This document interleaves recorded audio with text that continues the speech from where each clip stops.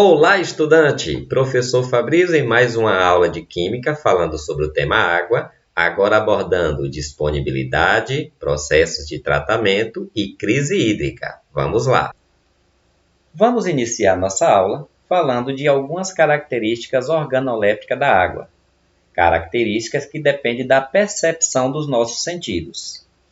A água pura, ela é conhecida como incolor, não tem cor, insípida, não tem gosto, e inodora, não tem cheiro.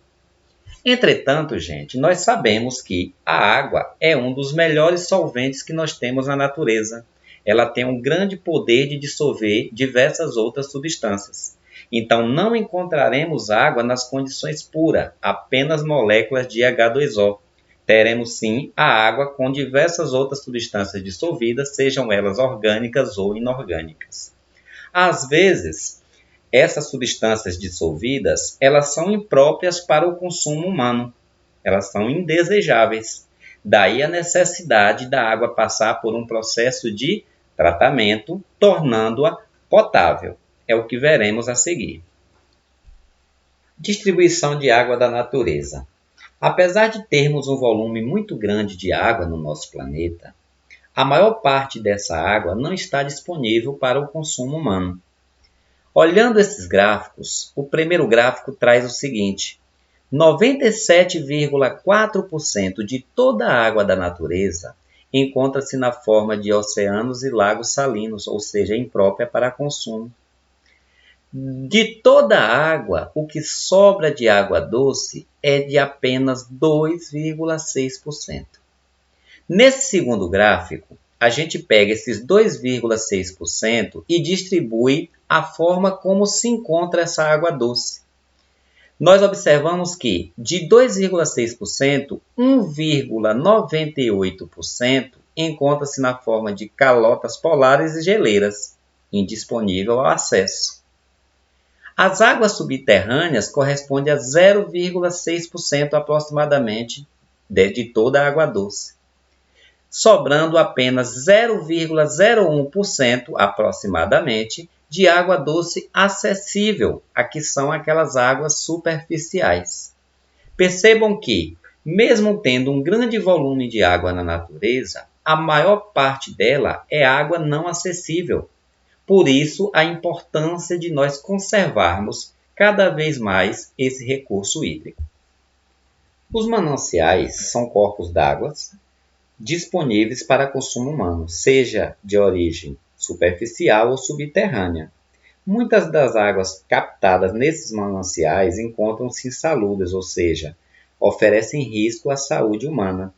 Nessas condições, faz-se necessário o processo de tratamento. O processo de tratamento de água consiste em procedimentos físico-químicos de forma a remover substâncias orgânicas, inorgânicas e bactérias que sejam prejudiciais à saúde, tornando essa água potável, ou seja, em condições de consumo. As etapas de tratamento de água dependem do tipo de água, das condições em que se encontra aquela água captada em um manancial. Geralmente, um processo de tratamento convencional segue as seguintes etapas. Primeiro, é feita uma pré-cloração. Nessa pré-cloração é retirado matéria orgânicas e metais. Depois é feita uma pré-alcalinização, ou seja, a adição de um alcalinizante. Depois do cloro, a água recebe cal ou soda, que serve para ajustar o pH. pH é uma medida de acidez. Uma água com pH acima de 7 é alcalina. Abaixo de 7, ela é ácida. Em 7, ela é neutra. Para fazer o processo de tratamento, é necessário ter um pH ideal. Daí a importância de se adicionar na água bruta a cal ou a soda, ou um outro alcalinizante. O segundo processo mais importante no processo de tratamento de água é a coagulação. É a adição de um coagulante, geralmente sulfato de alumínio ou cloreto férrico, de forma que esse coagulante ele provoque a aglutinação das impurezas presentes na água. Nesse slide seguinte, nós temos aqui um resumo do processo químico da coagulação. Primeiro é feito uma adição de óxido de cálcio, que na verdade é uma alcalinização, que nós vimos no slide anterior, onde o óxido de cálcio em contato com a água vai fornecer no meio as hidroxilas, deixando o meio alcalino. Essas hidroxilas elas são importantes para o processo de coagulação, onde eu utilizo o sulfato de alumínio, o Al2SO4,3, em um meio alcalino, formando o hidróxido de alumínio. Esse hidróxido de alumínio é uma substância de baixa solubilidade, uma substância gelatinosa, que atrai as impurezas da água num processo eletrostático, aglutinando para poder formar os flocos. Depois da coagulação, vem o processo da floculação, que é proveniente da formação dos flocos pelo coagulante. Vale ressaltar que esses flocos formados, eles são mais densos do que a água, o que vai acontecer o processo de decantação.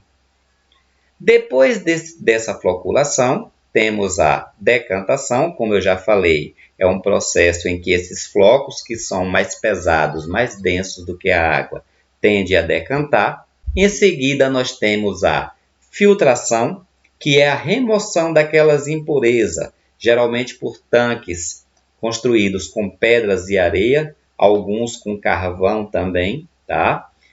Em seguida, nós temos a pós-alcalinização. Essa pós-alcalinização nada mais é do que uma correção de pH. Nessa correção de pH da água, nós colocamos um pH que fica em torno entre 6 e 9,5, que é o pH ideal para consumo humano. Após essa pós-alcalinização, correção de pH, é feita uma desinfecção. A desinfecção geralmente é feita com produto à base de cloro. A função dessa cloração é justamente combater micro-organismos patogênicos. Em seguida, é feita uma fluoretação.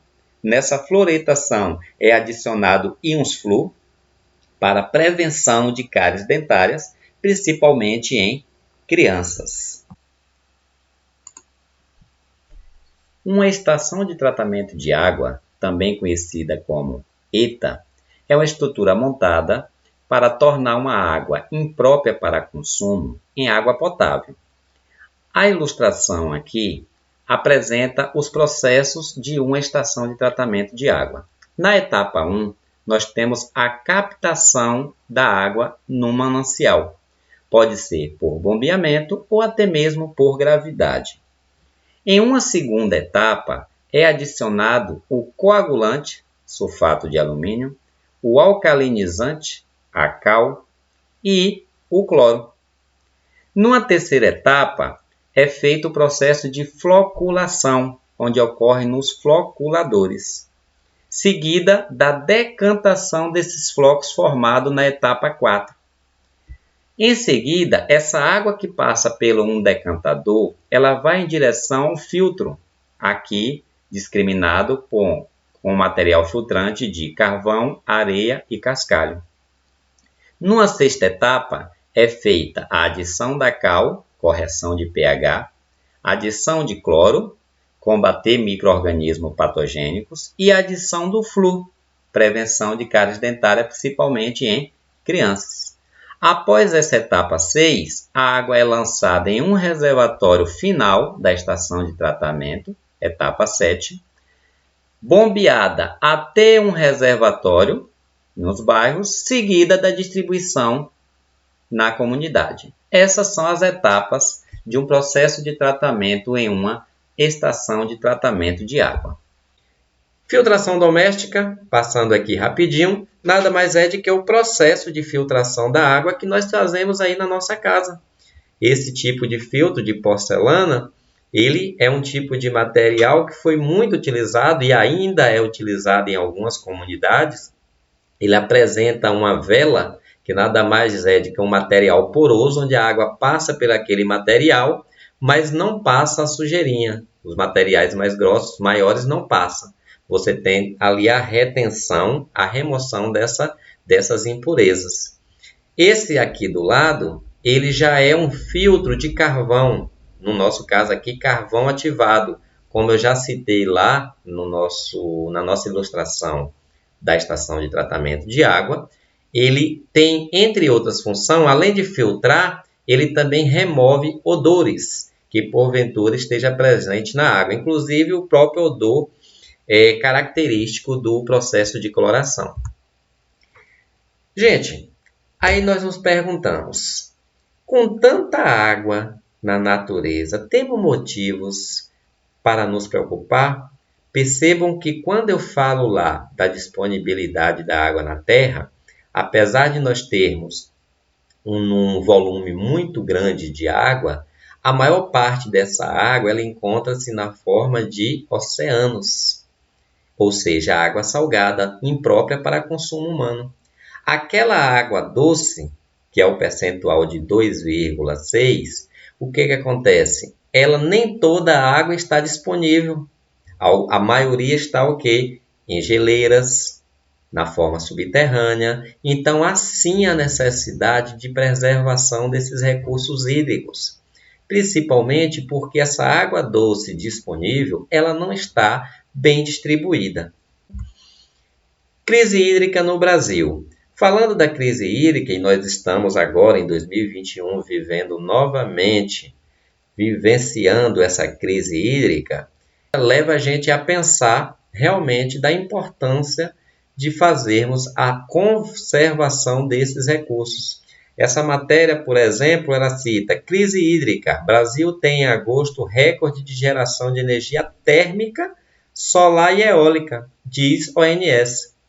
A maior parte da energia elétrica gerada no nosso país é através de quê? De hidrelétricas. Se você tem a redução de volume de água nesses reservatórios, isso vai interferir diretamente não só no abastecimento para consumo humano, mas também na produção da energia elétrica. Daí o aumento dessa conta que vai acabar sendo o quê? Chegando ao bolso do consumidor, né? As bandeirinhas amarelas, vermelhas e aí por diante. Essa outra matéria diz: Brasil enfrenta a pior crise hídrica em 91 anos. Uma terceira matéria diz: todos os reservatórios que abastecem a Grande São Paulo estão abaixo do nível de 2013.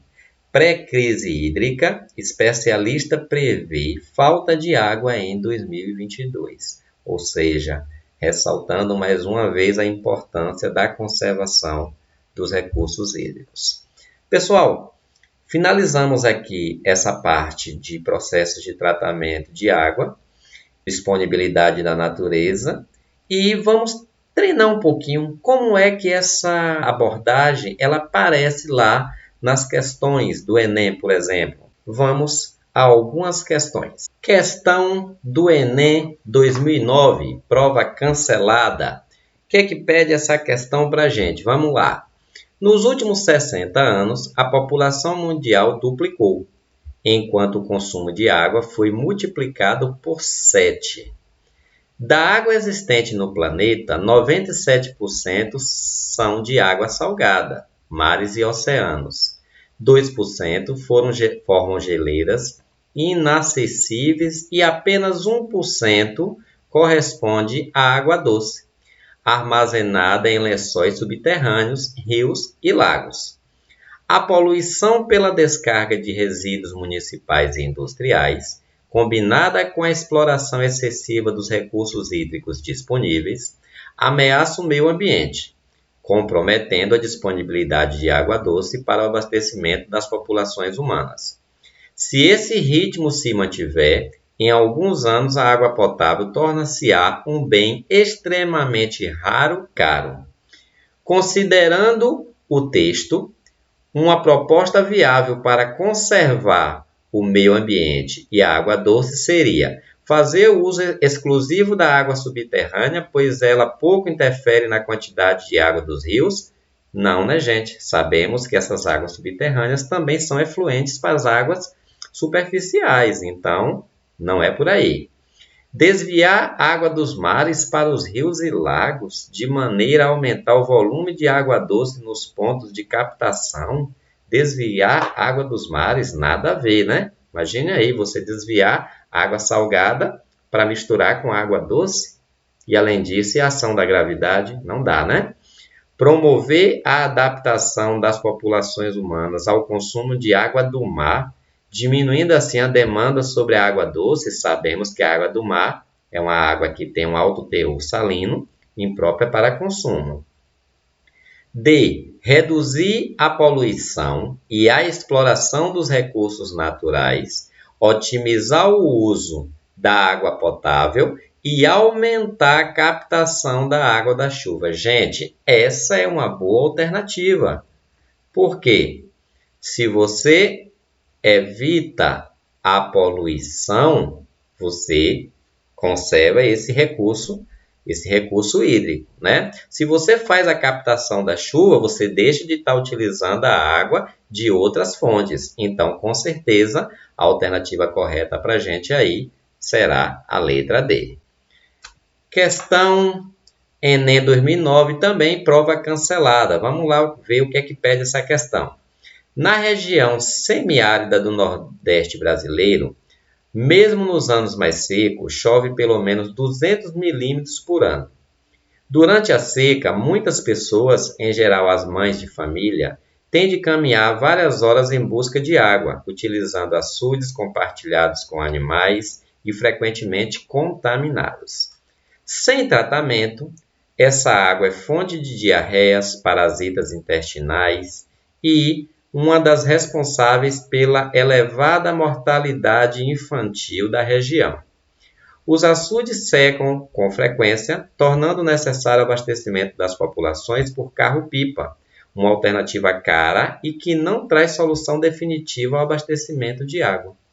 Considerando o texto, a proposta mais eficaz para reduzir o impacto da falta de água na região seria: letra A. Subsidiar a venda de água mineral nos estabelecimentos comerciais? Não seria uma alternativa, né? Letra B. Distribuir gratuitamente remédio contra parasitas e outras moléstias intestinais? Em vez de eu combater lá a causa, eu vou ficar lá resolvendo com medicamentos, tentando resolver com medicamentos? Não é o caminho. Letra C. Desenvolver carros-pipas maiores e mais econômicos de forma a baratear o custo da água transportada. Ou seja, investir em carro-pipa, no próprio texto já fala, né? Que é uma alternativa cara e que não se resolve.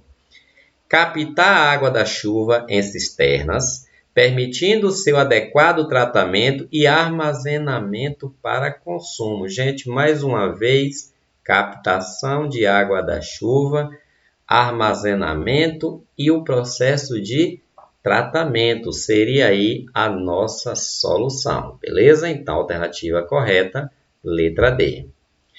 Na questão aqui 16, Enem 2009, também da prova cancelada, uma prova que abordou bastante o tema água, temos o seguinte: na atual estrutura social, o abastecimento de água tratada desempenha um papel fundamental para a prevenção de doenças. Entretanto, a população mais carente é a que mais sofre com a falta de água tratada, em geral, pela falta de estações de tratamento capazes de fornecer o volume de água necessário para abastecimento ou pela falta de distribuição dessa água. Percebemos que temos aqui uma ilustração de uma estação de tratamento.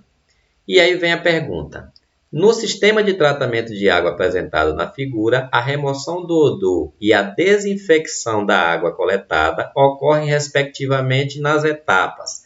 Pessoal, lembrem que eu falei, remoção de odor está relacionado à filtração com carvão ativado. Vou destacar aqui, ó, carvão ativado, remoção de odor. Ah, e a desinfecção? Desinfecção está relacionada ao quê? A adição de cloro. O desinfectante em uma estação de tratamento geralmente é o quê? É o cloro. Então, quais são as etapas de remoção de odor e desinfecção nessa ordem? Etapa 2 e etapa 5. Ou seja, a alternativa correta é a letra D de dado. Então, resolvemos mais uma questão. Questão 51 pede o seguinte: para impedir a contaminação microbiana do suprimento de água, deve-se eliminar as emissões de efluentes e, quando necessário, tratá-la com desinfetante. O ácido hipocloroso, produzido pela reação entre cloro e água, é um dos compostos mais empregados como desinfetante. Contudo, ele não atua somente como oxidante, mas também como um ativo agente de cloração. A presença de matéria orgânica dissolvida no suprimento de água clorada pode levar à formação do clorofórmio, CHCl3, e outras espécies orgânicas cloradas tóxicas. Visando eliminar da água o clorofórmio e outras moléculas orgânicas, o tratamento adequado é a, gente, filtração. Vai remover bastante matéria orgânica, já que aqueles flocos formados no processo de coagulação, eles vão decantar. Aqueles que não decantarem vai ficar preso onde? Na camada filtrante. E o uso de quê? E o uso de carvão ativado. O uso de carvão ativado, que também vai o quê? Vai adsorver, vai segurar diversas substâncias orgânicas. Então, filtração com o uso de filtro de carvão ativado é a nossa alternativa correta. Gente, finalizamos aqui a nossa aula sobre o processo de tratamento de água, né? Nossa segunda aula sobre água, deixando aqui a mensagem para vocês com essa canção de Guilherme Arantes, Planeta Água, e deixando a conscientização. É necessário, sim, a conservação dos nossos recursos hídricos. Pessoal, força, fé, estudo. Um forte abraço para vocês.